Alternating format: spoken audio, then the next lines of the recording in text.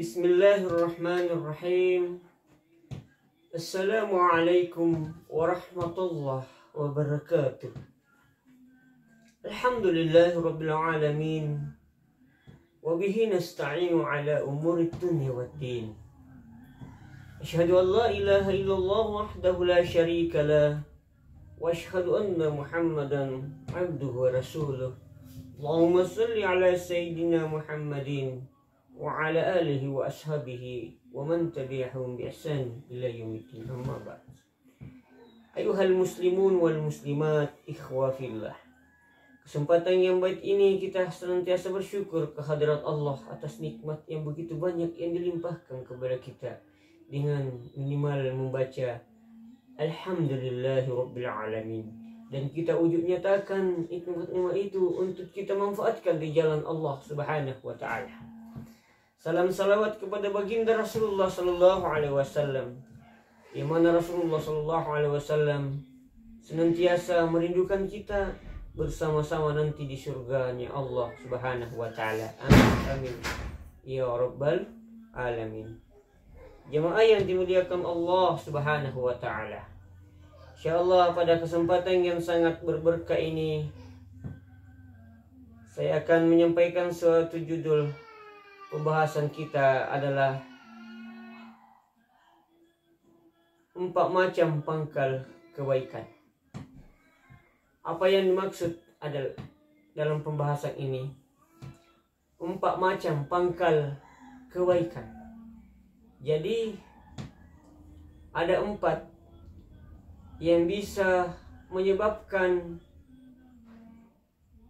membawa kebaikan kepada kita ketika kita lakukan, dan 4 tersebut juga akan menjadi penolong, akan menjadi pembantu, akan menjadi penegak dan penguat ketika kita lakukan dengan baik.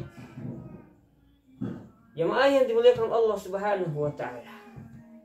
Dan juga keempat-empatnya ini sangat berkaitan tentang kehidupan kita. Keempat ini sangat bersentuhan dengan aktivitas keseharian kita, dan keempat-empat ini akan menjadi penentu sukses tidaknya Anda dalam menggapai atau menjalankan kehidupan Anda dalam setiap saatnya. Maka Rasulullah Shallallahu Alaihi Wasallam memberikan penjelasan kepada kita. Kalau Rasulullah Shallallahu Alaihi Wasallam, al-ummahatu arba'atun, ummul adawiyah, wa ummul adabi, wa ummul ibadati, wa ummul amaniyyi.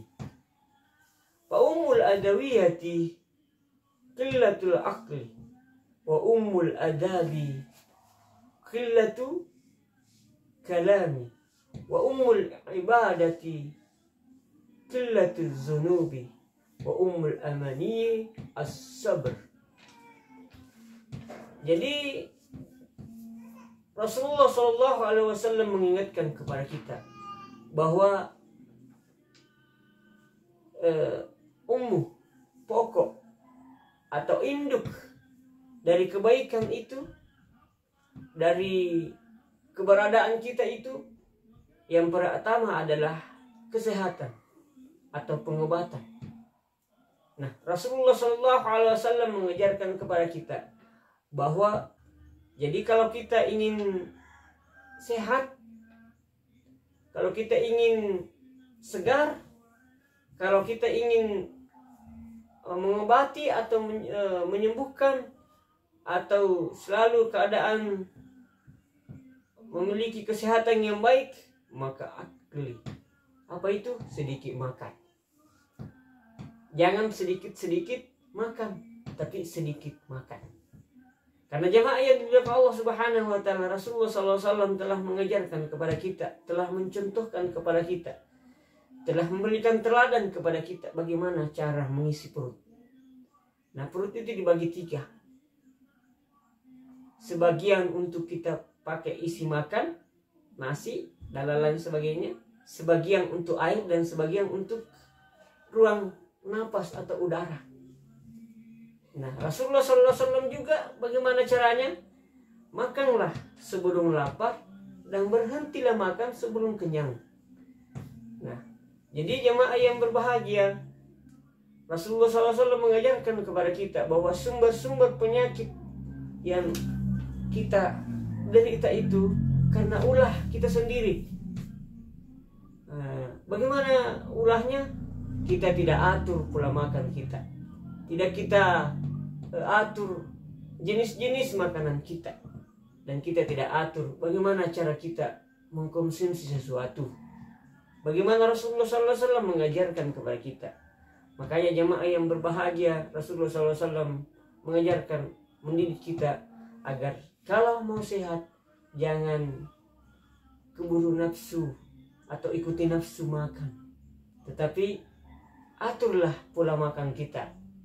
Sedikit makan, perbanyak ruang-ruang kita untuk beraktivitas, karena itu bisa menyebabkan berbagai macam penyakit. Apalagi sekarang jemaah yang berbahagia, makanan-makanan yang tersedia itu banyak yang instan, banyak yang mengandung zat-zat yang pengawet atau zat-zat kimiawi yang bisa saja jemaah yang berbahagia masuk ke dalam tubuh kita, itu bertentangan terhadap penerimaan dalam kondisi tubuh kita. Tapi itu tidak bisa dihindari jemaah yang berbahagia, karena memang kita hidup di zamannya.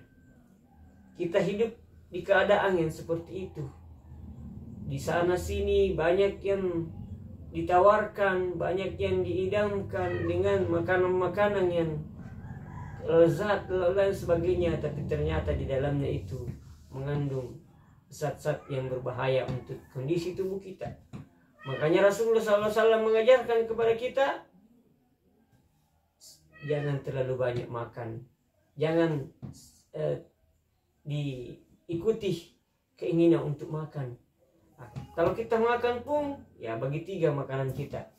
Dan begitu juga jemaah yang berbahagia, usahakan makan makanan yang tidak siap atau tidak instan, tetapi butuh proses yang baik. Bahkan kita bisa ambil langsung dari tumbuh-tumbuhan dan lain sebagainya, agar insya Allah kesehatan kita senantiasa terpelihara. Karena dengan kita membeli kesehatan yang baik, maka insya Allah keberadaan kita itu akan senantiasa baik dalam menjalankan ibadah kepada Allah Subhanahu wa Ta'ala. Oleh karena itu, dengan kondisi kita baik, insya Allah akan baik juga menjalankan perintah Allah Subhanahu wa Ta'ala. Makanya jemaah yang dimuliakan Allah Subhanahu wa Ta'ala, pangkal kesehatan adalah sedikit makan. Yang kedua, pangkal kebaikan berikutnya adalah umul adabi qillatil kalam. Pangkal kebaikan juga adalah yaitu adab atau kesopanan. Jadi akhlakul karimah yang diajarkan oleh Rasulullah SAW adalah pangkal pokok daripada kebaikan atau sumber-sumber kebaikan. Jadi semakin bagus adab kita, maka semakin bagus sumber-sumber kebaikan yang akan muncul dalam diri kita. Semakin bagus akhlakul karimah kita, maka semakin besar peluang sumber-sumber kebaikan akan muncul kepada kita. Tapi sebaliknya, semakin jelek akhlakul karimah kita, akan bisa berpengaruh semakin banyak sumber-sumber kejelekan yang akan muncul dalam diri kita. Makanya adab ini, akhlakul karimah ini sangat penting. Bagaimana bertutur kata yang baik, bagaimana bertingkah laku yang baik, bagaimana membawa diri dengan baik, bagaimana menghadapi suatu masalah dengan baik, bagaimana cara kita beraktivitas, bergaul dengan baik, sehingga insya Allah bukan cuma baik untuk diri kita, tetapi baik untuk orang lain atau siapa-siapa yang kita temani bergaul. Makanya jemaah yang dimuliakan Allah Subhanahu wa Ta'ala, kondisi di sekeliling kita begitu banyak kompleksnya. Nah, kalau kita ingin menjadi sumber kebaikan, maka perbaiki adab kita. Dan perbaiki adab itu caranya yang diajarkan oleh Rasulullah SAW adalah qillatul kalami. Apa itu qillatul kalami? Sedikit bicara. Jadi dengan cara kita sedikit bicara, karena mulut yang Allah berikan kepada kita ini, ketika kita tidak mempergunakan dengan jalan yang baik, tidak memiliki pengaturan dalam mengeluarkan suatu kalimat, suatu perkataan, suatu suara, maka itu bisa menghilangkan adab yang baik kepada kita. Karena itu sangat cepat.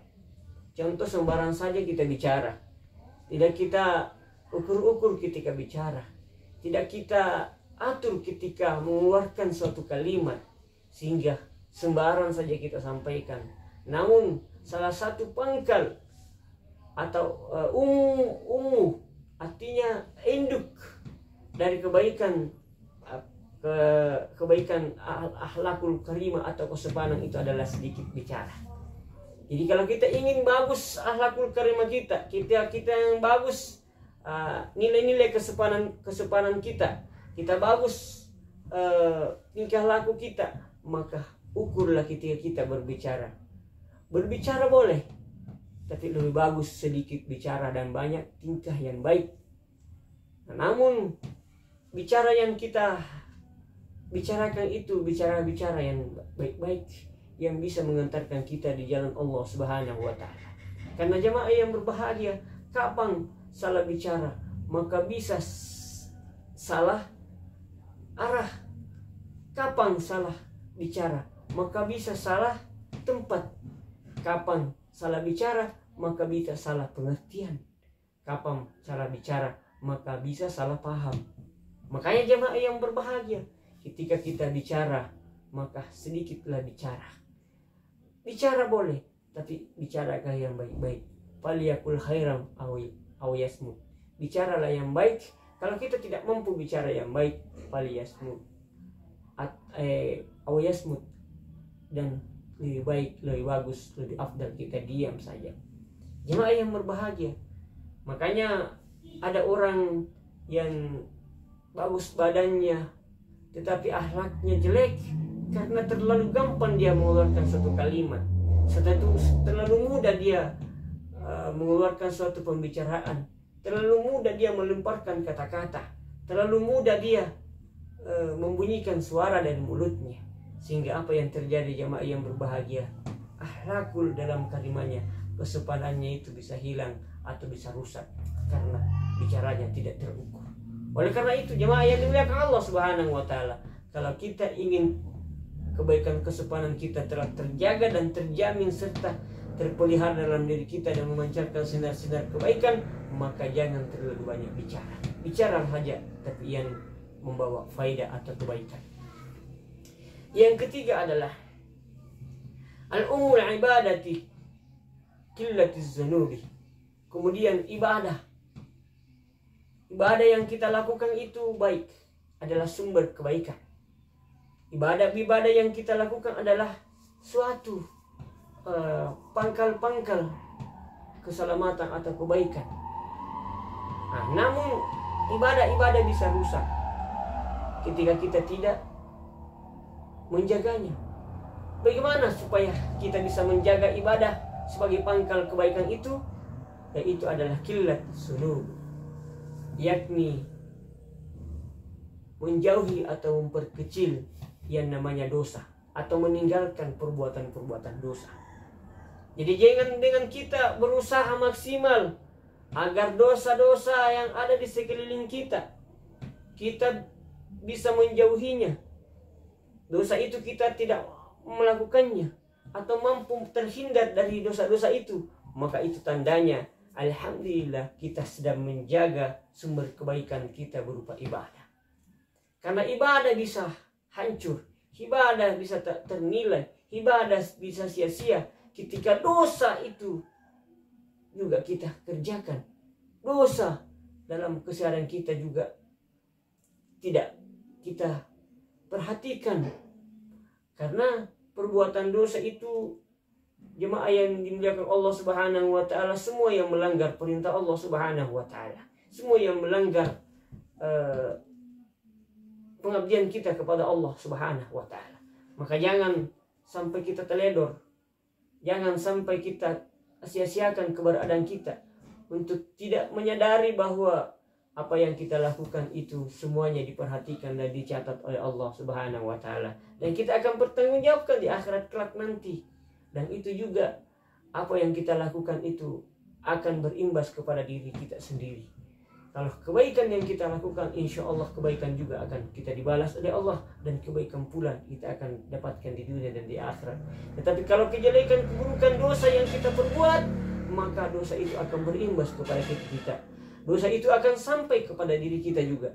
Makanya jamaah yang berbahagia, senantiasa kita mewaspadai dan berhati-hati untuk menjadikan hidup kita ini lebih baik, menjadikan hidup kita ini lebih bermanfaat, menjadikan hidup kita ini lebih berarti, dan menjadikan hidup kita ini lebih berkualitas, serta menjadikan hidup kita ini lebih meningkat kebaikannya di sisi Allah, dan begitu juga di pandangan manusia. Insya Allah jamaah yang berbahagia, kalau kita ingin ibadah kita terpelihara, kalau kita ingin ibadah kita sebagai sumber kebaikan itu ingin senantiasa terjaga, terjamin keutuhannya, maka tinggalkan, jauhi, dan jangan berbuat sedikit pun, jangan ada kesengajaan berbuat dosa. Karena insya Allah kita akan menuai hasil, dan kita akan mendapatkan faedahnya, serta kita akan memetik manfaatnya. Bukan hanya kita akan bahagia di dunia, tapi insya Allah kita juga akan selamat dan senang-senang di akhirat kelak nantinya. Itu yang ketiga. Yang keempat, yang menjadi pokok pangkal kebaikan, atau ketika Anda ingin mendapatkan kebaikan yang utuh, kebaikan yang sesungguhnya, yang ditawarkan dan diajarkan oleh Allah dan Rasulnya, yang keempat adalah al-umul amani as-sabr, pangkal harapan atau pangkal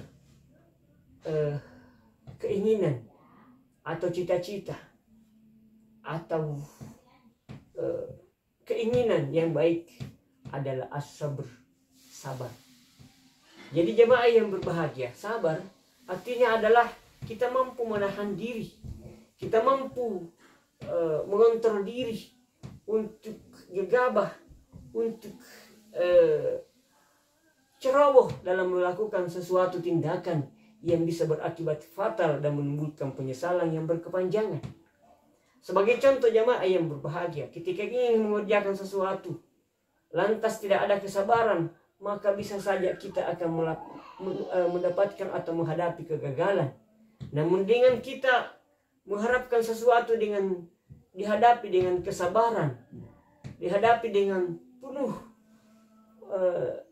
kehati-hatian, yakni kesabaran, maka insya Allah harapan-harapan yang ingin kita capai itu akan terwujud pada saatnya nanti. Namun itu saya katakan bahwa harapan-harapan yang baik-baik yang kita ingin capai itu tidak semudah membalikkan telapak tangan, akan tetapi butuh perjuangan, butuh keteladenan, butuh